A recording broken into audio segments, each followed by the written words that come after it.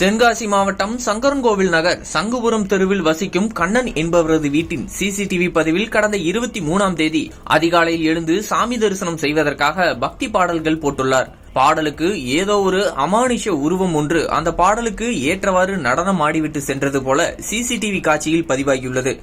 அந்த சிசிடிவியில் பார்த்தபொழுது கொஞ்சம் தூரம் தள்ளி அந்த உருவம் நடனம் ஆடுவது சிசிடிவியில் பதிவாகியுள்ளது.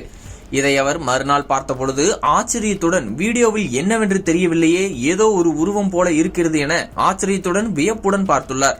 இந்த வீடியோ தற்பொழுது வைரலாகி வருகிறது. இது குறித்து சிசிடிவியின் உரிமையாளர் கண்ணன் என்பவரிடம் கேட்டபொழுது, இது எங்களுடைய குலதெய்வம் தான் எங்களுக்கு காட்சியளிக்கிறது எனவும் நாங்கள் அப்படித்தான் இதை பார்க்கிறோம் என கூறியுள்ளார்.